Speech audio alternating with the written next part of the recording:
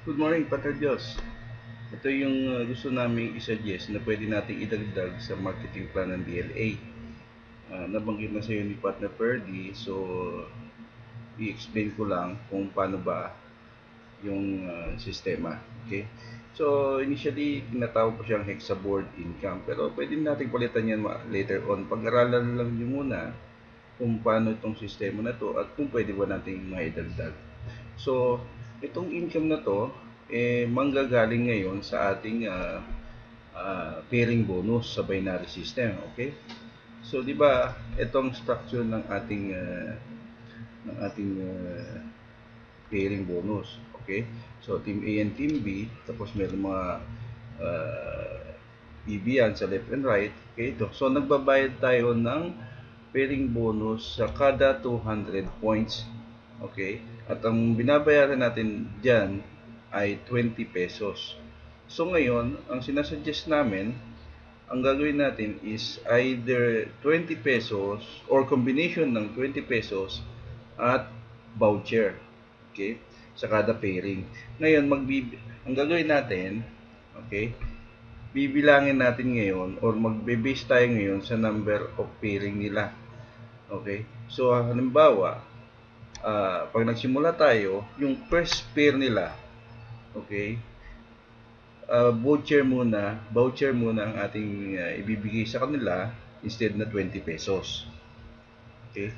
Tapos yung pangalawang pair hanggang pang-apat na pair nila, tig to 20 pesos ang babayaran yan. Pupunta sa account nila. Okay? Pang-limang pair, another voucher. Okay? Tapos yung 6 to 9, 20 pesos uli. So, combination talaga yan. So, yung pang-10, okay, every 10, 15, 20, so, ibig sabihin, kada fifth pair, okay, voucher ang ating ibibigay. Ngayon, ang tanong, saan ba natin gagamitin o saan ba mapupunta yung voucher na yan? Okay? Yung voucher worth 20 pesos, meron niyang additional income na makukuha ang tao galing sa 20 pesos voucher nila. So, ibig sabihin, yung kinita nila is pwede pa nilang palakihin. So, ang gagawin lang natin yan is i-enroll yan sa ating hexaboard. Okay? Sa lahat ng voucher ngayon ay automatically enrolled sa bagong income stream na to. Okay? Yung 20 pesos voucher nila ay pwedeng mag-earn na maximum of 1.5 million. Okay? So, nakakagulat, no? From 20 pesos, pwede pala maging 1.5 million yan. Okay? So, i-explain ko ngayon kung paano ang sistema. Okay? So, nakita mo, partner, meron tayong ditong level 1 to 7. Okay? Sa level 1, ang entry natin is 20 pesos. Yan yung voucher na nakuha dun sa pairing bonus. Okay? So, lahat ng voucher na gumawa doon, papasok yan dito, entry siya. Once nag-exit yan, okay, ang kikitain ng 20 pesos niya sa first level ay magiging 100 siya. Okay? Then, kung gustong i-cash yan, i-enroll yan sa second level.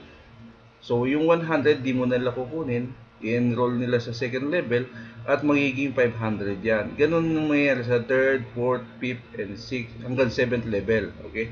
So, paano ba gagawin natin yan? So, ganito. Ito ngayon, ang sample 4 levels lang muna ang pinakita ko. Pero up to 7 levels ang ating system. Okay? So, kung makita mo yung 7th level natin, ang bonus niya is 1.5 million. So, kaya sinasabi natin yung isang voucher na pinasok nila na 20 pesos ay pwedeng maging 1.5 million. Okay? So, ngayon, sa every level, meron niyang qualifying board na 6 slots. Ito yan. Sa level 1, ito ang qualifying board niya. Sa level 2, ito ang qualifying board. Level 3, ito. Level 4, ito. Okay? Assuming, lagyan na natin ng mga voucher na nakapasok na. Para mas madali, for presentation purposes, lagyan na natin ng mga voucher ang mga levels na yan. Okay? Pero ganito ang sistema niyan. Lahat ng lalabas, o lahat ng voucher na ma-generate, ito ang maganda niyan. yung mga walang network, walang kanya-kanyang network dito. Lahat ng magpe-pairing sa buong network ng DLA, isa lang ang papasukan yan. Okay? Isa lang ang dadaluyan ng voucher. Kasi yun lang ang pinaka maganda doon. Kasi dito, wala tayong recruitment, wala tayong kundi i-enroll lang ng voucher at bawat voucher magtutulakan na lang yan unti-unti. Okay? So, yun ang maganda doon. Enroll lang nila and then aantayin na nilang umexit sa bawat level. Okay? So, halimbawa, sa first level, ito ang qualifying board nila. Lahat ng voucher, isa-isang papasok yan. First in, first out. Okay? So, ngayon, pag napuno yung 6 na yan, okay, idadagdag yan sa listahan nitong level 1 sa dulo. Kung paano siya pumasok, ganun din siya idadagdag ito. Yung number 1, 2, 3, 4, 5, 6 dadagdag sa dulo nito. Ngayon, yung nasa top position, e-exit ngayon yan or gagraduate. So, ibig sabihin, yung 20 pesos niya, kikita na ngayon siya ng 100 pesos bonus. Naging, yung voucher na pumasok, yung nasa top, na 20 pesos, magiging 100 na. Okay? At yung slot na to, dahil pumasok na dito sa dulo, yung 6, mababakante na. Okay? So, ngayon, kumita ngayon to ng 100 bonus pesos. From 20, naging 100 sa level 1. Tatanungin ngayon ng system yan kung i-encash niya na yung 100 na bonus niya or i-enroll niya sa next level, sa level 2. Siyempre, 100 pesos lang yan, automatic, i-enroll yan. Kasi wala ka naman masyadong mabibiling product natin na 100 or maliit pa yan at gusto nating palakihin pa. So, yung 100 sa level 1, i-enroll natin sa level 2. Entry 100 na pwedeng maging 500 pag umexit sa level 2. Okay? So ngayon, i-enroll natin yan. Papasok ngayon yan dun sa available slot dito sa qualifying board ng level 2. So, lagay natin siya sa number 1 position. Okay? Itong ngayong nakalinya dito sa level 1, mag-a-adjust yan. Itong nandito ngayon mapupunta sa top position, okay? At ngayon, yung mga sumunod na continuous yan, yung mga voucher na pumapasok, dire-diretso yan pumapasok dito sa 6 na board na sa qualifying board sa level 1. Okay? So pupunuin uli yan. Actually mabilis yan paano na yan tutulak na naman, lalabas na naman. 6 ang pasok, labas ang isa. So, 6:1. 6 in, 1 out. So, kikita na naman to ng 100. Tatanungin na naman kung i-encash o enroll. And then, pag in-enroll, papasok siya. Kung saan available slot sa qualifying board, kukunin niya yon. Assuming lahat ng umexit dito, pumasok na dyan sa second qualifying board ng level 2. Okay? Ganon din ang mangyayari dito. Pag napuno ito, yung nasa top position, dadagdag sa dulo yan, okay? And then yung nasa top position nito, kikita na ng bonus na 500 pesos. Kasi level 2 na. Ito yan. Okay? So, madadagdag uli yung yan, mababakante yan. Okay? Tapos, papasok uli yan dito sa, may seat na siya, papasok na sa third qualify. So, ganun lang ng ganun. Pupunuin lang. Adjust uli yan dito. Okay? Tapos, lahat ng umi-exit dito, papasok dito, partner. So, ganun yan. Lahat ng board ng ganun. Ganun na mangyayari. Basta napuno yung qualifying board, e-exit yung nasa top position. Okay? Dadagdag siya sa dulo ng board na yon, e-exit yun na sa taas. Papasok sa, kikita ng 2.5 sa third level. Encash or enroll na naman, tatanungin. Okay? So, ngayon, lahat ng exit sa level 3, papasok sa qualifying board. Pag napuno, e-exit uli. Padadagdag, e-exit uli. So, ganun yan hanggang level 7. So, ibig sabihin, yung 20 pesos na entry mo sa first level, pag umexit dito, at pag nakarating ka dito at umexit, magiging 100 yon. Ngayon, pag nasa level 2 ka na, nag-enroll ka at nasa level 2 ka na, umexit uli, magiging 500 yung 100 mo. I-enroll mo uli siya sa level 3, Ito, so ibig sabihin hindi mo kinukuha, pinasok mo ulit sa system. Pag umexit sa level 3 yung voucher mo, magiging 2.5. Sa level 4 naman, yung 2.5 mo magiging 12.5. Ngayon, sa level 4, medyo malaki na yan. Pwede na lang i-encash yan, or gusto pa rin lang mapalaki uli, pwede pa uli nilang i-enroll sa level 5. Okay, magiging 62,500 siya pag umexit. Enroll mo uli kung gusto mo, 62 hanggang sa dulo. Sa level 7, magiging 1.5 million kung tinodo-todo mo na hindi kinuha hanggang mag-level 7. Okay? Marami naman yan voucher na papasok. Kung ikaw, marami kang pairing bonus na let's say every 5th pair mo, nagkaka-voucher ka, ang dami mong candidate para kumita ng dito sa mga level na to. So, pwede nating, para ka lang nagtanim, tapos sa tamang panahon, kikitain mo itong mga ito. Yung 20 pesos na kinita mo sa pairing, is pwede pa lang mapalaki.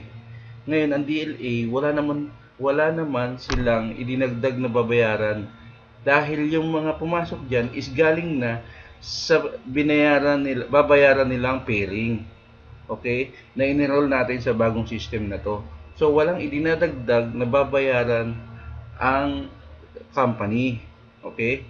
So, hindi to additional payout, kundi pinalaki pero walang manggagaling kundi sa company. Pero, papakita ko sa iyo sa susunod na slide na instead na maglabas ang company sa system na to, makakakabig pa siya o makakakuha pa sila ng extra income. Maliit lang, pero ang company pa ang mag-gain sa system na to ng kaunti.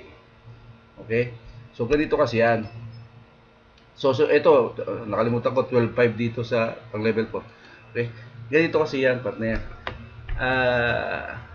Kung sa 50,000 vouchers na ang na-enroll o pumasok sa system, 8,333 dyan ang automatic na gagraduate.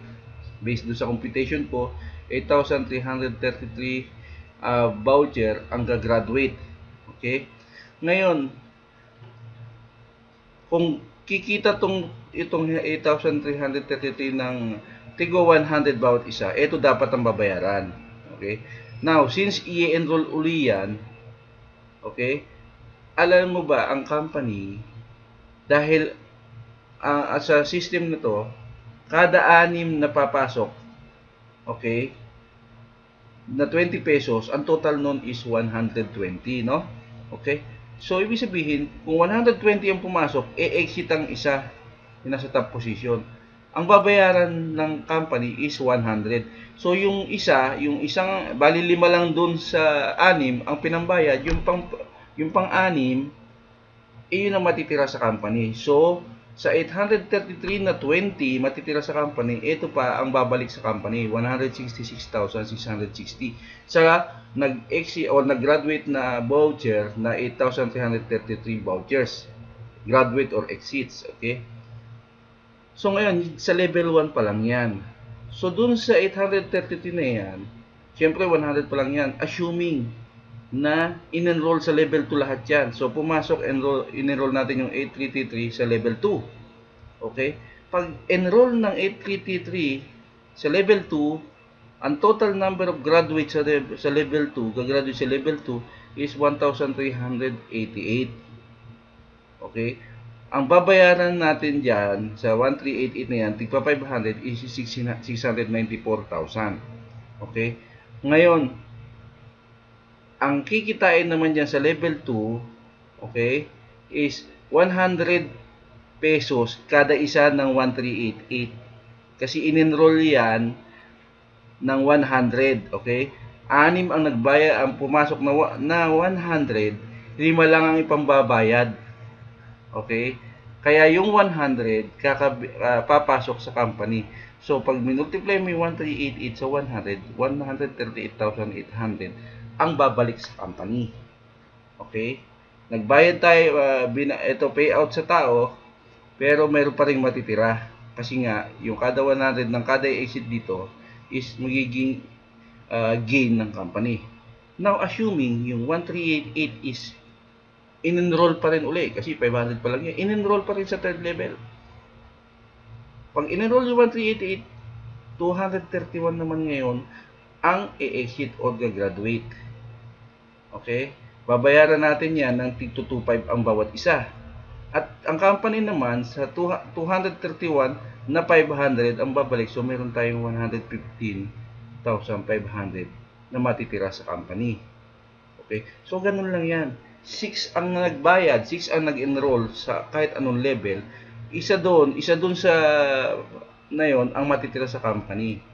Okay? So ito, sample projection lang to sa kapag ka umabot na ng 50,000 vouchers ang pumasok na sa system. Okay? Ano ang kagandahan nito?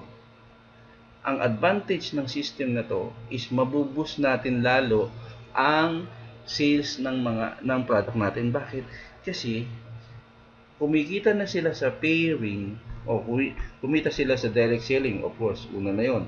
Pangalawa, kikita sila sa pairing. Okay? Pangatlo, yung pinagkakitaan nila sa pairing, pwede pa nilang mapalaki kapag ka na-enroll yung vouchers na binigay natin, in-enroll sa system na to, okay, may possibility lumaki yung 20 pesos nila. Hihintayin lang nila dumating yung tamang time na umexit yung voucher na yon dun sa system. Okay? So ito ngayon, ang dapat nating i-explain kay Sir DL kung okay sa kanyang idagdag to sa system, at tutulungan ko yung explain ang complete system sa IT para may paliwanag ko sa kanya ang lahat ng sistema na dapat natin gawin dito. Okay? I hope medyo malinaw, may naintindihan mo, partner, yung explanation ko. Kung hindi naman, pwede tayo mag-usap sa phone o sa FB sa mga questions mo. At kami excited sa system na to kasi talaga nakikita namin ang tulong nito, ang pag-boost nito sa bentahan, kasi mas additional income, mas malakas magbebenta ng mga product. Ito magpupush talaga to sa sales. Yan ang aming expectation sa additional income nito. Okay? Inuulit ko, walang additional payout ang company dito. Instead, makakapag-generate pa ng konting income ang company dito. So, nabigyan natin ng increase ng income yung mga tao. At the same time, hindi nawawala ng company, but nag-gain pa ng konti na lang kasi bali 5:1. Ibig sabihin 5 binabalik natin sa tao, yung 1 pong bumabalik sa company. Okay? So hanggang ito yung sistema, at message ka lang or usap tayo kung merong hindi malinaw para mas madali mo ma-explain kay Sir DL. O paano, partner? Salamat, at sana is ma-approve ni Sir DL na madagdag to sa system natin, at kami dito is excited na malaman na kung anong decision ni Sir DL. Sana nga maging positive ang sagot niya dito. So balitaan mo lang kami agad. Salamat, partner.